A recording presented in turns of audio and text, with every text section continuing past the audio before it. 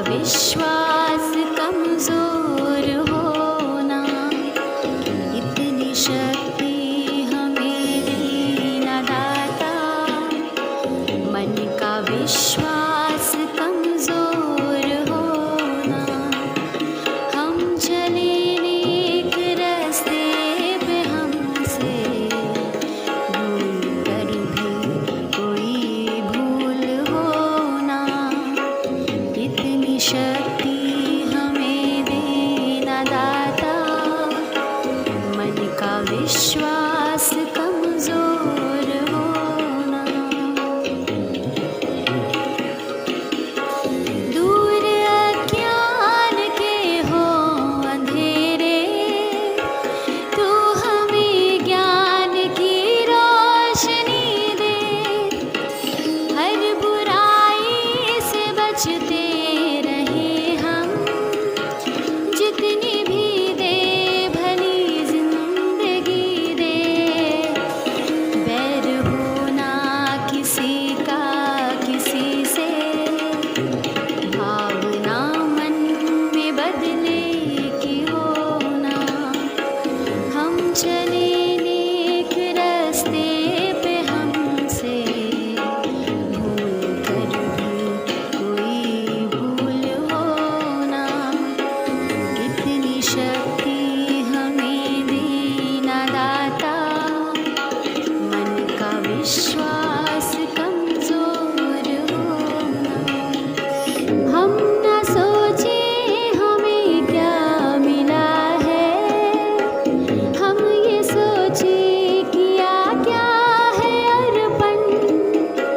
फूल खुशियों के बांटे सभी को, सबका जीवन ही बन जाए मधुबन। अपनी करुणा का जल तू बहा के, कर दे पावन हर एक मन का कोना। हम चले नेक रास्ते पे, हमसे भूल कर भी कोई भूल होना, इतनी शक्ति हमें देना दाता। मन का विश्वास कमजोर होना। नमस्कार। आज का सुविचार, एक चीज जिससे डरा जाना चाहिए वह डर है। Thought of the day, the only thing we have to fear is fear itself. डर वो है जो कोई भी काम आसानी से करने नहीं देता। डर वो है जो इंसान को अंदर से खोखला कर देता है। डर वो है जो सही और गलत की पहचान करने नहीं देता। डर वो है जो आपको आपसे ही डराने लगता है। डर वो है जिससे एक नकारात्मक सोच का जन्म होता है। डर वो है जो किसी चीज को विकसित नहीं होने देता। इसलिए स्वयं के भीतर आत्मविश्वास उत्पन्न करने का सर्वोत्तम उपाय यह है कि वह कार्य आरंभ किया जाए जिसे करने में हम भय महसूस करते हैं, क्योंकि डर के आगे जीत है। धन्यवाद। नमस्कार बच्चों, चलते हैं आज के शब्द की तरफ। तो आज का शब्द है QUENCH। इसे हम प्रोनाउंसिएशन करते हैं क्वेंच, यानी कि पढ़ते हैं क्वेंच। इसका अर्थ होता है पानी आदि पीकर प्यास बुझाना या चुप कराना। आइए अब जानते हैं क्वेंच के समानार्थी शब्द या सिनोनिम्स क्या हो सकते हैं। देखिए, सेटिस्फाई और स्लैक, ये इनके समानार्थी शब्द हैं। चलिए अब हम इन्हें वाक्यों में प्रयोग करके देखते हैं। We would need more water to quench the fire। आग को बुझाने के लिए हमें अधिक पानी की आवश्यकता होगी। आइए एक छोटा सा और वाक्य प्रयोग देखते हैं। The cold water quenched his thirst। ठंडे पानी ने उसकी प्यास बुझा दी। आज के लिए इतना ही बच्चों, धन्यवाद। सुप्रभात बच्चों, अब बारी है आज की पहेली की। चलिए सुनिए और उत्तर दीजिए। सुरेश अगर रीना का पिता है तो सुरेश रीना के पिता का क्या है? एक बार फिर से सुनिए। सुरेश अगर रीना का पिता है तो सुरेश रीना के पिता का क्या है? सोचिए सोचिए, जरा अपने दिमाग पर जोर लगाइए और उत्तर दीजिए। जी हाँ, इसका उत्तर है नाम। सुरेश रीना के पिता का नाम है। थी ना इंटरेस्टिंग पहेली? आज के लिए इतना ही। धन्यवाद। गुड मॉर्निंग बच्चों, अब समय है आज के इतिहास का। तो चलिए इतिहास के पन्नों में आज का इतिहास क्या कहता है ये जानते हैं। 1630 में आज के दिन सर्वश्रेष्ठ मराठा शासक और गोरिल्ला युद्ध के जन्मदाता शिवाजी का जुन्नेर में जन्म हुआ। छत्रपति शिवाजी पश्चिमी भारत के मराठा साम्राज्य के संस्थापक थे। शिवाजी महाराज का जन्म 19 फरवरी 1630 में शिवनेरी दुर्ग में हुआ था। उनके पिता शाहजी व माता जीजाबाई थीं। शिवाजी की गामिनी कावा नामक कूटनीति, जिसमें शत्रु पर अचानक आक्रमण करके उसे हराया जाता है, को हमेशा याद किया जाता है। उन्होंने ही गोरिल्ला युद्ध प्रयोग का भी प्रचलन शुरू किया था। आज ही के दिन 1915 में महान स्वतंत्रता सेनानी गोपाल कृष्ण गोखले का निधन हुआ। गोपाल कृष्ण गोखले भारत के एक स्वतंत्रता सेनानी, समाजसेवी, विचारक एवं सुधारक थे। महादेव गोविंद रानाडे के शिष्य गोपाल कृष्ण गोखले को वित्तीय मामलों की अद्वितीय समझ और उस पर अधिकार पूर्वक बहस करने की क्षमता से उन्हें भारत का ग्लैडस्टोन कहा जाता है। वे भारतीय राष्ट्रीय कांग्रेस के सबसे प्रसिद्ध नरमपंथी थे। तो बच्चों, इतिहास के पन्नों से आज के लिए इतना ही। धन्यवाद। सुप्रभात। आज के विशेष में हम जानेंगे छत्रपति शिवाजी महाराज के बारे में।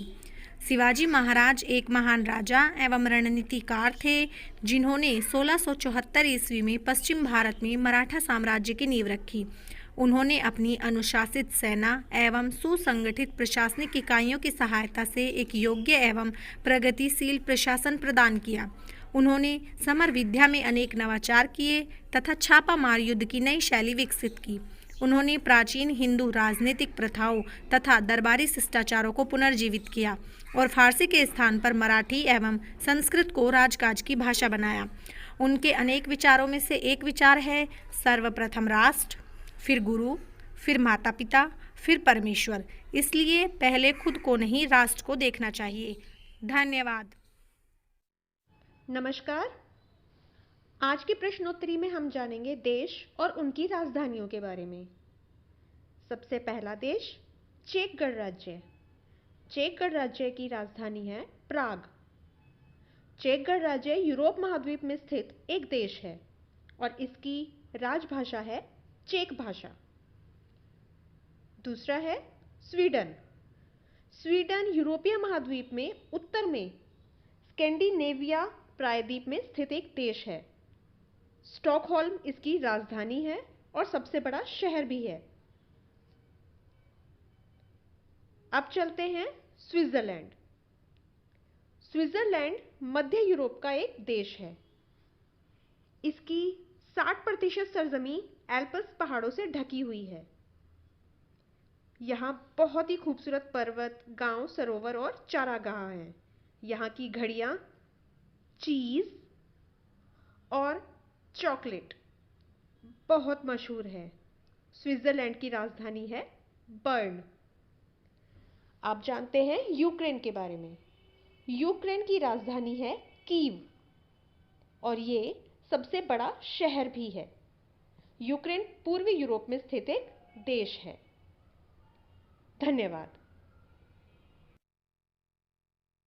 बच्चों, आज मैं आपके लिए लाई हूँ बालगीत तो फिर गाओ के साथ।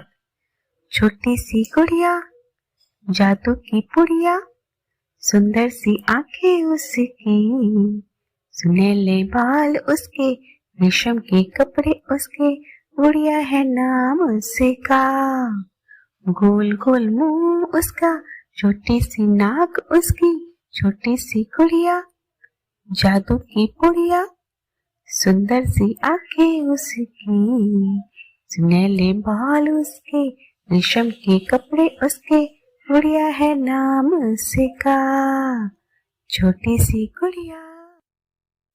नमस्कार। मिशन अभ्युदय प्रार्थना सभा के अंतर्गत बाल कहानी में आज बीरबल की चतुराई। एक बार फारस के बादशाह ने अकबर को नीचा दिखाने के लिए एक शेर बनवाया और उसे पिंजरे में बंद करवा दिया। इस पिंजरे को उसने एक दूत के द्वारा बादशाह अकबर के पास भेजा। उससे कहलवा दिया कि यदि उनके दरबार में कोई बुद्धिमान व्यक्ति है तो इस शेर को बिना पिंजरा खोले ही निकाल दे। यदि ऐसा नहीं कर सका तो दिल्ली पर फारस के बादशाह का राज हो जाएगा। अकबर ने सारे दरबार में यह प्रश्न रखा, कोई दरबारी समस्या का हल नहीं कर सका। बीरबल उस समय वहां नहीं थे। बादशाह को बहुत चिंता हुई, शान भी मिट्टी में मिल जाएगी और राज भी हाथ से निकल जाएगा। उसी समय बीरबल पहुंचे। बादशाह अकबर ने बीरबल के सामने भी यही प्रश्न रखा। पहले तो बीरबल ने शेर को अच्छी तरह से देखा, फिर एक गर्म लोहे की छड़ से उन्होंने थोड़ी देर में सारा शेर पिंजरे से गायब कर दिया। कारण यह था कि शेर मोम का बना था किंतु धातु का मालूम पड़ता था। इस बात को बीरबल ने पहचान लिया। फारस का राजदूत बीरबल की चतुराई देखकर दंग रह गया और बादशाह अकबर बड़े प्रसन्न हुए। धन्यवाद। नमस्कार। आज मोटिवेट और सेल्फ का विषय है शिक्षक होना एक बेहतरीन मौका सीखने का। एक बार एक प्रशिक्षण के दौरान हमने देखा कि एक शिक्षिका बहुत अच्छे राइम्स, बाल कहानियाँ और गतिविधियाँ करवा रही थी, जबकि उनका कार्यानुभव भी अधिक नहीं था। हमने उनसे जिज्ञासावश पूछा कि आपने सब कहाँ से सीखा, क्या आप इससे पहले कहीं और पढ़ाते थे? उन्होंने कहा जी नहीं, ऐसा बिल्कुल नहीं है। हम जितनी भी राइम्स, बाल कहानियाँ और गतिविधि जानते हैं ये सब हमने अपने बेटे को सिखाने के लिए यूट्यूब और नेट से सीखा था। बस ऐसे ही सीखते सिखाते आ गई चीज़ें। दूसरा एक उदाहरण हम खुद का दे रहे हैं। पिछली गर्मी की छुट्टियों में हमने पहली बार यूट्यूब पर गणितीय संक्रियाओं को हल करने के लिए अबेकस का प्रयोग करना सीखा। इसके लिए हमने अबेकस सिखाने वाली बहुत सारी वीडियोस छुट्टियों में देख डाली और फलतः हम अबेकस का प्रयोग करना सीख गए। एक उदाहरण हम अपने विद्यार्थी जीवन में अपने ही एक टीचर का देंगे जो एक अन्य विषय के विशेषज्ञ थे, लेकिन उन्हें दूसरा विषय पढ़ाने को मिला था।